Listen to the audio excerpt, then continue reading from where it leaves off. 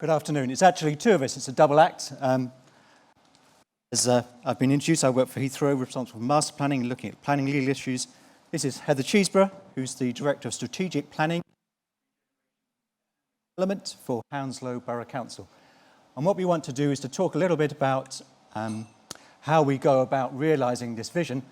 The ground's been brilliantly set by Tony and Ian, talking about a need for a much bigger conversation about how can all this come together in a coherent whole. So you'll have heard endlessly about how many jobs growth at Heathrow is going to provide in the future. We already have more than 200,000 jobs supported by Heathrow, many of them in the Thames Valley area, 76,000 at the airport itself, generating 10 billion of GVA already, up to 180,000 new jobs, 35,000 plus in the Heathrow area, 50,000 in the 5 local boroughs, 70,000, these are incremental rather than cumulative, obviously, 70,000 in the London and South East area, and the Commission, as has just been pointed out, has that, if you want to be precise, it's somewhere between 76 and 78,000 jobs in the region, and 180,000 across the whole patch.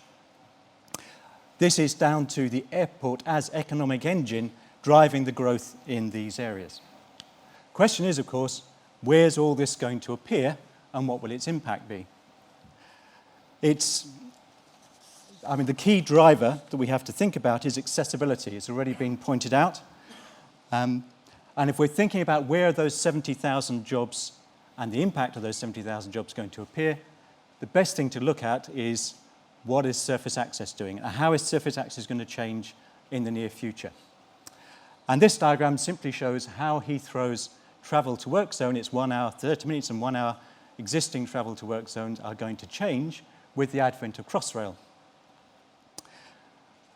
With the advent of Crossrail, we'll have 9,500 hectares of London's priority regeneration sites, which we've shown on there, equivalent to well over a third of London's primary regeneration sites, brought to within that 1 hour travel zone by public transport to Heathrow. And they have combined targets of 145,000 new homes and 310,000 new jobs, more than 50% of London's opportunity area targets in total. Growth at Heathrow is what's going to help deliver those jobs and growth, which are currently just targets. To get a feel for how surface access changes things, we only have to look at Paddington and what's happened since Heathrow Express has been open and operating since 1998. £5 billion invested in the area since then.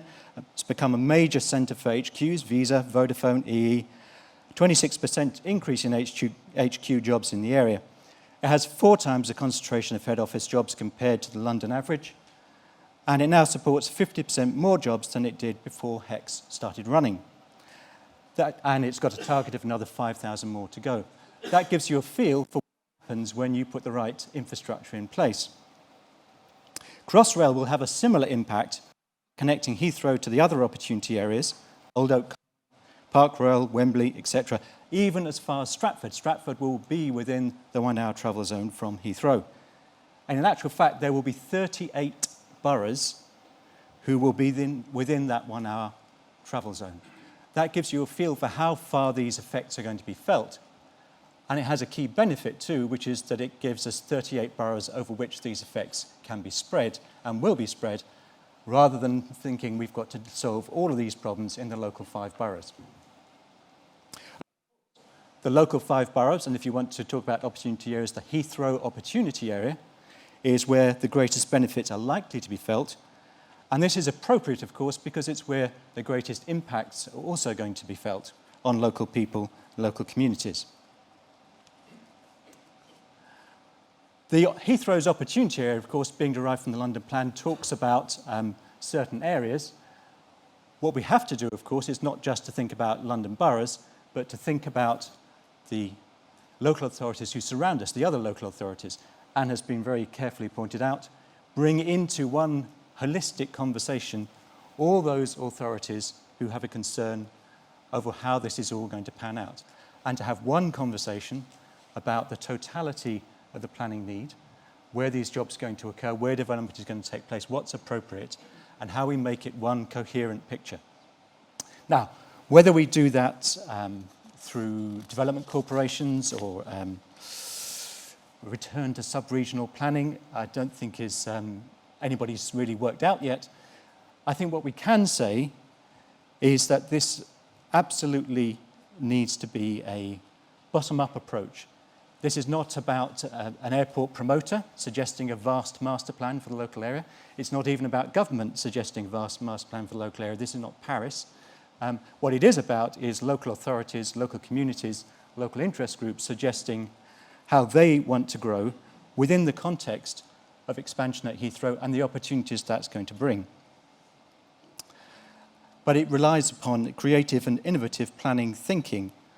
And how we do that, what body we use to do it, really doesn't matter, as long as it's agile, can be set up very quickly, and can actually start having a coherent conversation. What we don't need is something that takes 4 years to set up and puts the whole process back by 4 years whilst we work out how we're going to talk to each other. This is about having a sensible conversation where we sit in a room together and work out how best to do this. And one of the things that we need to do is work very closely with local authorities. What we're going to look at next is the Heathrow New Garden City, which is an example of this kind of thinking, where the airport and the local authority have put their heads together to create a symbiotic and sustainable plan for the future. We have a long-established relationship of partnership working with Heathrow to ensure that the residents of Hounslow, who suffer the greatest of all boroughs from the noise and air pollution, also benefit from the airport economically. To understand just how important the airport is to our economy, we led on the Heathrow Local Economic Impact Study in 2014. The airport employs over 114,000 people locally, with a further 100,000 jobs in the wider West London area and the corridors beyond. At Hounslow, although we believe better, not bigger, we also believe that we need to work together with Heathrow to solve problems, and key to that is planning strategically, to consider how the airport can benefit our borough and the wider sub-region through enhanced public transport, new employment and housing. And key to that is a southern rail access.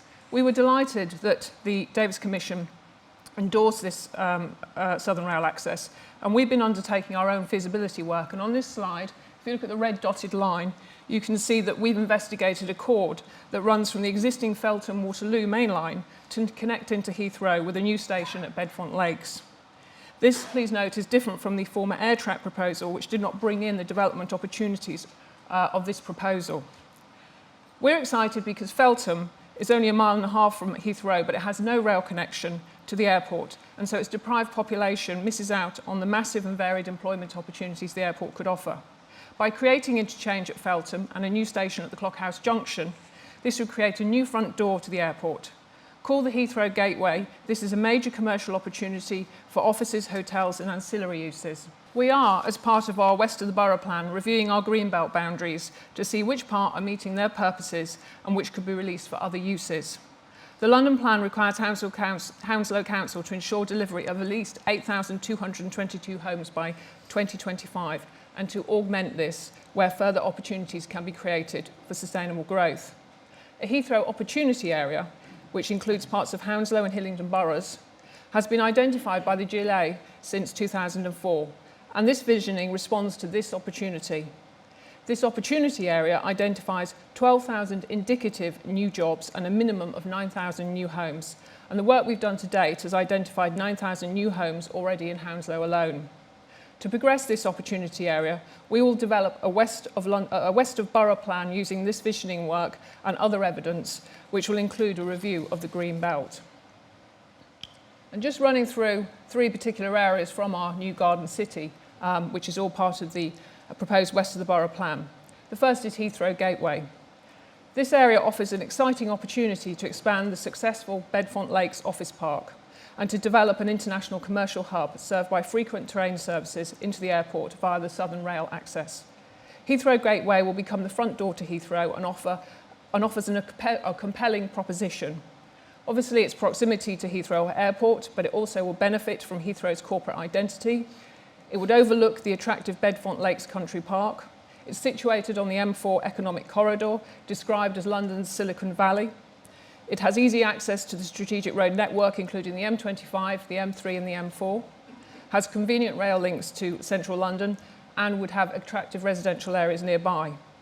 We believe that Heathrow Gateway can be the home to a mix of Grade A office developments, including company HQs, offices for airport and logistic companies, and serviced office space. It will also provide an ideal location for hotels and conferencing facilities. To the north, it could provide sites for logistics developments. As a borough, we need to respond positively to the opportunities for housing growth, as we have a new annual housing target of 822 dwellings per annum. However, to meet this target and to augment it further as the GLA would like, we need game-changing new infrastructure. And this is why we're so excited about proposed Southern Rail access. The open lands to either side of Bedfont Lakes provides an opportunity for the development of new residential neighbourhoods in line with Garden City principles. We believe that holistically planned new settlement could enhance the natural environment and offer high-quality, affordable housing and locally accessible work opportunities in beautiful, healthy and sociable communities. Green walking and cycling routes would connect the urban fabric with Bedfont Lakes Country Park. The work undertaken to date on our Greenbelt Review has identified a number of green and brownfield sites with potential to support significant new development. The Airport Business Park is far more of a commercial development opportunity, and it envisages the development of major industrial logistics and a distribution hub focused around Hatton Cross public transport interchange. And this would form a recognisable centre and gateway to the area. The business park builds on the success of the North Feltham trading estate and benefits from the direct access to the airport's southern perimeter road, which connects Heathrow's cargo and passenger terminals. This would make it an ideal location for airport-related companies. To take all these ideas forward, we are now speaking with our neighbouring boroughs. How we decide to take it forward, I think there's a lot more debate on it in terms of whether we'd want to have a sub-regional planning body.